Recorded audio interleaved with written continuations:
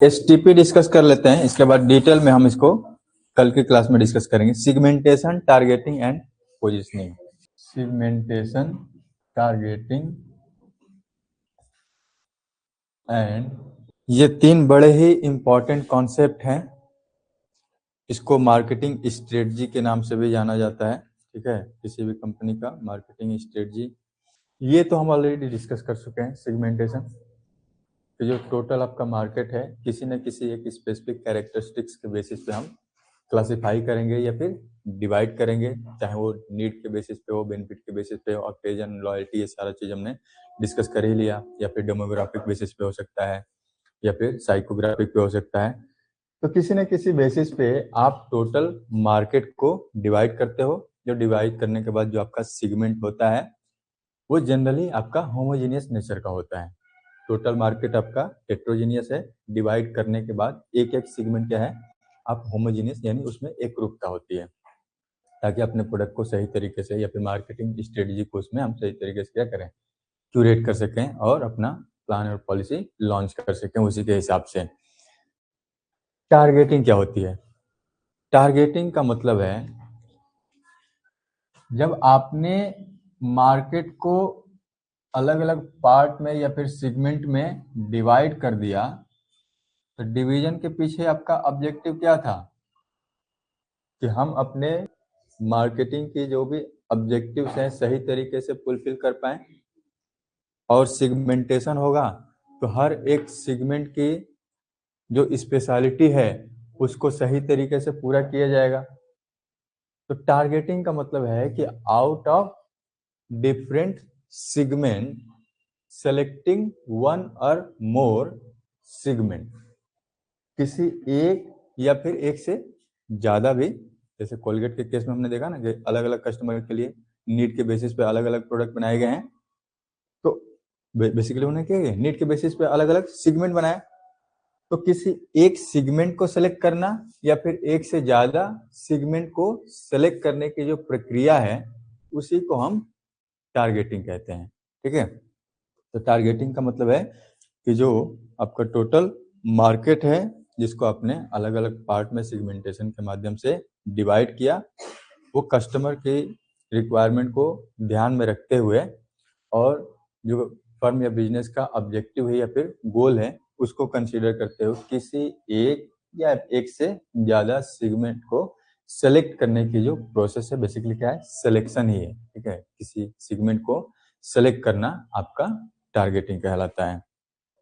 ठीक है, तो एक बार आपने डिसाइड कर लिया कि किस सेगमेंट को हमें क्या करना है, अपना प्रोडक्ट या सर्विस प्रोवाइड करना है, तो उसी के हिसाब से आपकी सारी मार्केटिंग स्ट्रेटजी या फिर जो प्रोडक्ट होगा वो डेवलप किया जाएगा। तो कई सारे अलग अलग फैक्टर्स इसमें इन्वॉल्व होते हैं जब आप किसी भी एक स्पेसिफिक सेगमेंट को सेलेक्ट करते हैं कि मार्केट में उस सेगमेंट में ग्रोथ पोटेंशियल क्या है, उसमें हम कितना रेवेन्यू या फिर प्रॉफिट अर्न कर सकते हैं, उसमें कंपटीशन का लेवल क्या है, कंपनी की अपनी खुद की कैपेबिलिटी क्या है, उसी के बेसिस पे आप इसको सेलेक्ट करते हैं। तो अब यहाँ पे सिलेक्शन इस वजह से भी है कि कंपनी के पास जो भी रिसोर्सेज हैं, संसाधन है, वो सेगमेंट के हिसाब से बेहतर तरीके से यूटिलाइज हो सके। हमने शुरू में भी बात किया था ऑप्टिमम यूटिलाइजेशन ऑफ रिसोर्सेज। तो यहाँ पे सेगमेंट के हिसाब से वो रिसोर्सेज को एलोकेट किया जाएगा। तीसरा देखो, पोजीशनिंग। सेगमेंट हो गया, डिवीजन, टारगेटिंग हो गया, सिलेक्शन, पोजीशनिंग। पोजीशनिंग में बात कर रहे हैं कि जब अपने प्रोडक्ट या सर्विस को मार्केट में आप सेल करना चाह रहे हैं या लॉन्च कर रहे हैं, आप अपने प्रोडक्ट को कस्टमर के माइंड में किस तरीके से देखना चाहते हैं। कस्टमर के माइंड में आपका प्रोडक्ट है या फिर जो आपका ब्रांड है उसकी आइडेंटिटी किस तरीके से बिल्ड हो रही है या फिर किस तरीके से आप बिल्ड करना चाहते हैं। पोजीशनिंग का मतलब है कि कस्टमर के दिमाग में आप अपने प्रोडक्ट या सर्विस की या फिर ब्रांड की या फिर ओवरऑल कंपनी की जो रेपुटेशन है या फिर छवि है वो किस तरीके से बिल्ड करना चाहते हैं, यही आपका पोजिशनिंग है। परसेप्शन आप किस तरीके से क्रिएट करना चाह रहे हैं, यानी आपका प्रोडक्ट हायर एंड यूजर के लिए है, यानी लग्जरी प्रोडक्ट है या फिर प्रीमियम प्रोडक्ट है या फिर अफोर्डेबल प्रोडक्ट है, डे टू डे यूजर्स के लिए है। तो कई सारे अलग हम बेसेस भी देखेंगे पोजिशनिंग के, ठीक है।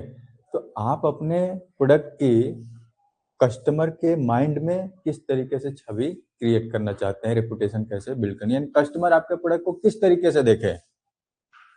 जैसे आईफोन की बात करते हो तो मतलब क्या है, एक स्टेटस सिंबल के रूप में, एक लग्जरी प्रोडक्ट, प्रीमियम प्रोडक्ट के रूप में देखते हो। तो आईफोन का ऑब्जेक्टिव क्या है कि जो हमारे एंड यूजर हैं वो सब नहीं है, कौन है, हायर इनकम ग्रुप वाले आपके कस्टमर होंगे। इसी तरीके से लग्जरी कार बनाने वाली जो कंपनी भी है, उनका भी ऑब्जेक्टिव क्या है, सारे मिडिल या फिर लोअर इनकम ग्रुप नहीं है, अपर या फिर हायर इनकम ग्रुप उनके लिए है। क्यों? क्योंकि उन्होंने अपने छवि एक लग्जरी या फिर प्रीमियम प्रोडक्ट के रूप में बना रखी है और वो उसको चाहते हैं कि हमारा प्रीमियम प्रोडक्ट के रूप में ही ये बिल्ड रहे। अब जो थार का एग्जांपल ले लो, महिंद्रा थार आता है ना, तो कस्टमर के दिमाग में इसकी इमेज किस तरीके से बनी हुई है थार को लेके, कि ये स्पोर्ट्स व्हीकल है, किसी भी तरह का टेरेन हो या फिर रास्ता हो उसमें भी ये बड़े आराम से निकल जाती है, ठीक है। तो स्पोर्ट्स इंथुजियास्टिक पर्सन के लिए थार वाली कार है।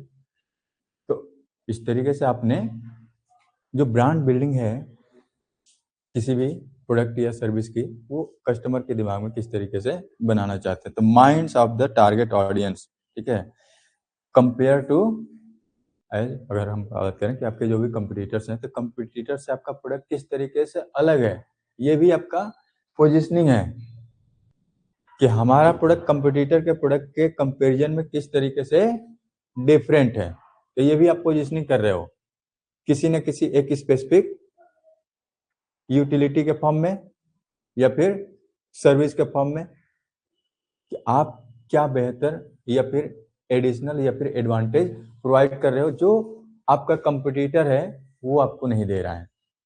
तो आपका यूएसपी क्या है, यूनिक सेलिंग प्रोपोजिशन क्या है, ऐसा क्या खासियत है या एडवांटेज है जो आपका जो कंपटीटर है उसके यहाँ नहीं है। How your product is different from the product of your competitors, competitor के प्रोडक्ट से आपका प्रोडक्ट कैसे डिफरेंट है।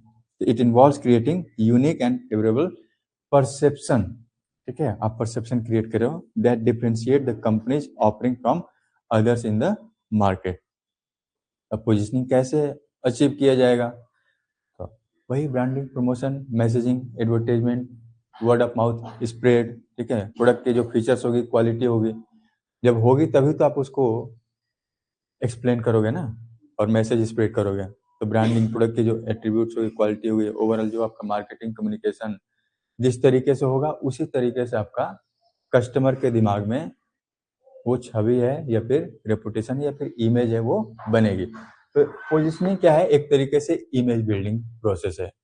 कंपनी की जो भी प्रोडक्ट या सर्विस है उसके इमेज को हम बनाने की कोशिश करें कि कस्टमर किस तरीके से आपको प्रोडक्ट को कंसीडर करें। That's it. ठीक है, तो ये है आपका STP, इसको शॉर्ट में हम कहते हैं STP, segmentation, targeting and positioning. और तीनों को मिला के हम कहते हैं कि STP एक स्ट्रेटेजिक फ्रेमवर्क है जो कि मार्केटर्स को हेल्प करता है कि डिसीजन लें कि कौन सा मार्केट हम चूज करें और किस तरीके से हम अपने प्रोडक्ट को पोजीशन करें कस्टमर के दिमाग में, ठीक है, ताकि आपके प्रोडक्ट से आपका जो कस्टमर की रिक्वायरमेंट है वो फुलफिल हो सके। तो STP हो गया। अब इसी में हमें टारगेटिंग को थोड़ा सा और हम डिस्कस करेंगे और इसके बाद बेसेज हम देखेंगे। पोजीशनिंग का मीनिंग हो ही गया है, तो पोजीशनिंग का हम बेस देखेंगे, कौन कौन से बेस पे हम पोजीशनिंग करते हैं। इजी है, ठीक है, तो कल इसको खत्म कर देंगे, ठीक है।